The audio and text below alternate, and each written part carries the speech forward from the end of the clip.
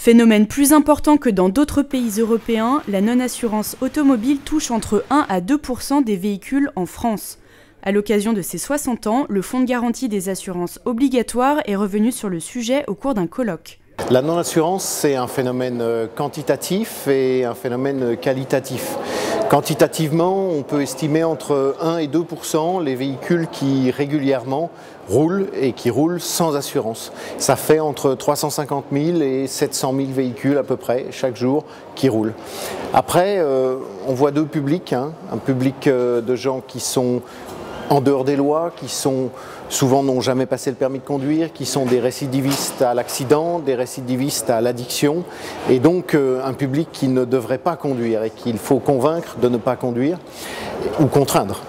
Et un second public qui est un public négligent ou qui, pour des raisons économiques, culturelles, omet de s'assurer alors qu'il a le permis de conduire, alors qu'il a le droit de conduire. Et il faut juste convaincre ce public de faire ce geste essentiel, aussi essentiel que de mettre de l'essence dans un véhicule.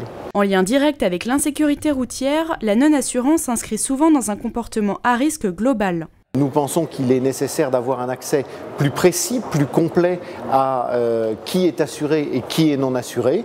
Et puis sur la partie de l'assurance, eh bien, je crois qu'il faut faire la publicité d'un certain nombre de produits d'assurance peut-être plus économiques qui permettent à des publics moins fortunés, notamment aux jeunes, de s'assurer dans de meilleures conditions. Si le fonds de garantie prône une réduction des tarifs assurantiels, la FFSA continue de défendre le principe de mutualisation et de segmentation. Les bons conducteurs, la grande majorité des conducteurs, comprendraient mal s'ils ne payaient pas moins cher que ceux qui, globalement, ont plus d'accidents par ailleurs.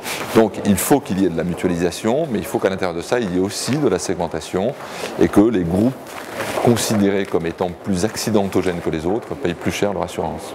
Une des solutions préconisées est celle d'un fichier des assurés croisé avec un fichier des véhicules en circulation, à l'instar de la Grande-Bretagne. Cela sur le papier peut paraître séduisant, mais pose des difficultés techniques parce qu'en fait, ce système ne fonctionnerait que si le fichier des assurés est fiable à 99% ou à 100%.